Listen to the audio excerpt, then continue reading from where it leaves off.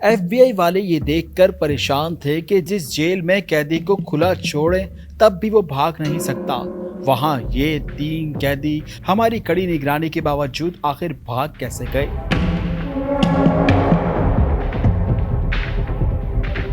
हैरानकुन बात ये थी कि एफबीआई एजेंट्स को अगले कुछ घंटों तक उनके भागने की खबर तक नहीं हुई। लेकिन अब एफबीआई नींद से जाग गई थी और अपनी एड़ी चोटी लगा दी ताकि इन कैदियों को वापस पकड़ा जाए।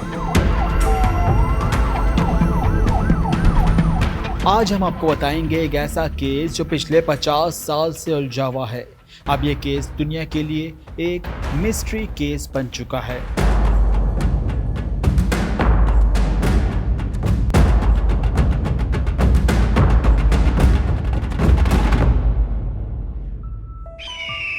पैसिफिक ओशियन में मौजूद ये छोटा सा आइलैंड सिर्फ 22 एकड़ पर मुहित है, लेकिन यहाँ दुनिया के खतरनाक मुजरिमों को रखा जाता है। एल्काट्रास नाम का यह आइलैंड समंदर पर मौजूद बहुत बड़े पत्थर पर बना हुआ है। एक तो यह आइलैंड बाकी ममालिक से बहुत दूर है, उसके बावजूद यहाँ सिक्योरिटी हाई रखी जाती है। जेल की ऊंची दीवार पर फेंसिंग की हुई है। बात कुछ यूं है कि अगर यहाँ कोई एक बार आ गया तो खुद से निकलना मुश्किल ही नहीं नामुमकिन है। लेकिन फिर 15 जुलाई 1972 को हुआ वो जिसके बारे में यहाँ मौजूद सिक्योरिटी अमले ने सोचा भी ना था। 3 कैदी यहाँ से बड़ी महारत से फरार हो गए। इस कहानी के 4 किरदार हैं, जिनमें जॉन एंगलिन और क्लांस एंगलिन आपस में भाई हैं। ये दोनों अफराद एक बैंक डकैती की वजह से गिरफ्तार हुए थे। इसके बाद है फ्रैंक मॉरिस। ये शख्स 10 साल की उम्र में पहली बार जेल गया था। और आखिर में ये है एलन वेस्ट, जो पहले भी कई बार गिरफ्तार हुआ और दूसरी जेलों से भागने की कोशिश कर चुका है। एलन वेस्ट इस जेल में उन 3 कैदियों से पुराना था, इसलिए इसे जेल के नक्शे के बारे में दूसरे कैदियों से ज्यादा मालूमात थी। एल्काट्रास से भागने का आइडिया भी उसी ने बनाया था।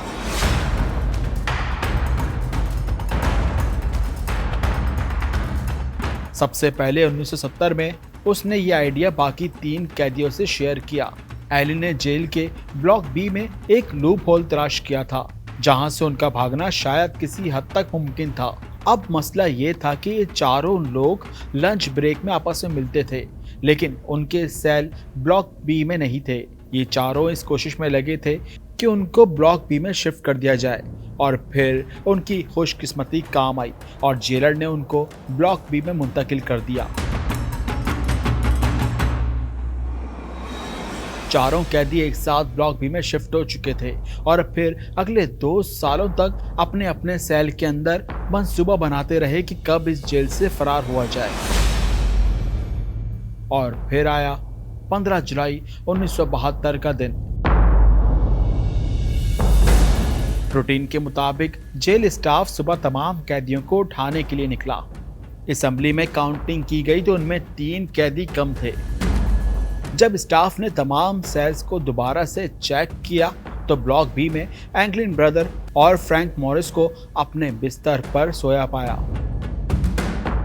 जेल स्टाफ के लिए ये बात परेशान कुन थी और उन्होंने सेल के अंदर जाकर इनको उठाने की कोशिश की। इसी दौरान इनके पांव के नीचे से जमीन निकल गई।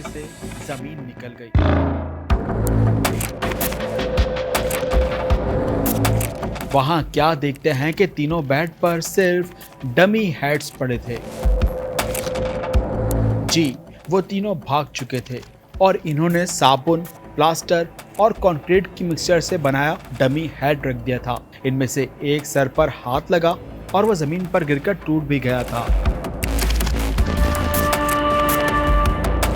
ये मंजर देखकर पूरे जेल स्टाफ के होश खता हो गए। उन्होंने ये समझा कि कैदी आइलैंड से बाहर तो नहीं जा सकते। पूरे आइलैंड की छानबीन शुरू की, लेकिन कहीं भी उनका कोई सुराग नहीं मिला। याद रहे कि इन भागने वालों में एलन वेस्ट नहीं था, जिसका ये सारा प्लान था। एफबीआई की तहकीकाती टीम बुलाई गई पता चला कि तीनों अपने सेल की दीवार को तोड़कर बाहर निकले हैं। हैरानगी जब हुई जब दीवार की दूसरी साइड 3 नहीं बल्कि 4 सेल्स के वेंट टूटे हुए थे। जी हाँ, ये चौथा वेंट एलन वेस्ट का था, जो किसी वजह से अपने वेंट से बाहर निकलने में नाकाम रहा था। एलन वेस्ट को अब मालूम हो चुका था कि इसके बचने का कोई चांस नहीं, लिहाजा उसने उसी बात में अपनी भलाई मानी कि इन्वेस्टिगेटर्स को अपना सारा प्लान बता दिया। एलन ने इतराफ किया कि सारा प्लान असल में उसी का था।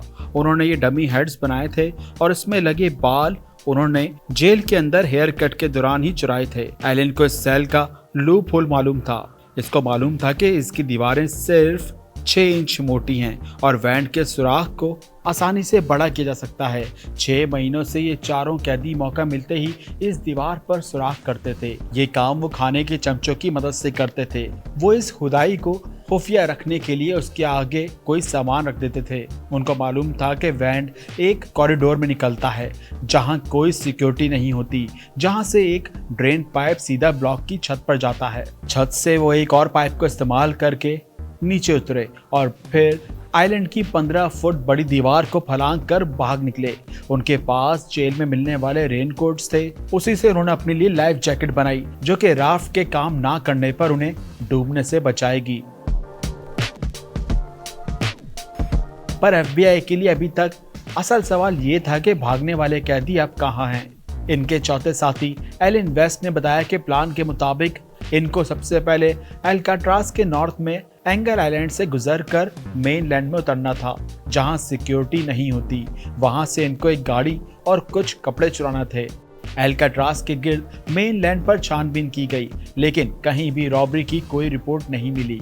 इम्पॉसिबल सिक्योरिटी को चकमा देकर भागने वालों को समुंदर निकल गया, या फिर एलन वेस्ट की कहानी झूठी थी। इन तीनों का कहीं कोई नामो निशान नहीं मिल रहा था। ये पुलिस केस से हटकर अब एक मिस्ट्री केस बन चुका था। अगले 4 दिनों में गोताखोरों को लकड़ी से बना एक पैडल मिला, जो ये माना जाता है कि इस राफ्ट का ही हिस्सा है। इसके बाद रेनकोट से बने 2 बैग भी मिले, जिसमें कैदियों का पर्सनल सामान जैसे कि फैमिली फोटो और लेटर वगैरह मौजूद थे। इससे ये अंदाजा लगाया गया कि तीनों कैदी सही सलामत मेनलैंड पर नहीं पहुंचे, क्योंकि ये सामान ऐसा था कि जिसको कोई भी इस तरह आसानी से नहीं छोड़ता। कोई भी डेड बॉडी समंदर में 2 दिन के बाद फ्लोट करती है, लेकिन इन्वेस्टिगेशन टीम को कोई बॉडी नहीं मिली थी। एक थ्योरी ये भी है कि कैदी राफ्ट से नहीं स्विम करके मेनलैंड पहुंच गए हों। एफबीआई ने इन कैदियों की फैमिली से राब्ता किया तो फ्रैंक मॉरिस की बहन से मालूम हुआ कि उनका भाई सही सलामत है और वो उनके साथ राब्ते में हैं। कई फैमिली मेंबर ने यह भी बताया कि फैमिली इवेंट में 2 खवातीन अजीबो-गरीब मेकअप में देखी गईं, जो शायद एंगलिन ब्रदर्स थे। लेकिन इसके बाद ये दोनों खवातीन कभी नजर नहीं आई। यह आखिरी बार था जब एंगलिन ब्रदर्स के जिंदा होने की कोई खबर मिली थी। इसके बाद आज तक इनका कोई अता पता नहीं। अल्काट्राज जेल को आज एक नेशनल पार्क में बदल दिया गया है, जहां टूरिस्ट ब्लॉक बी की उन्हीं सलाखों को देखते हैं जहां से ये 3 कैदी फरार हुए थे।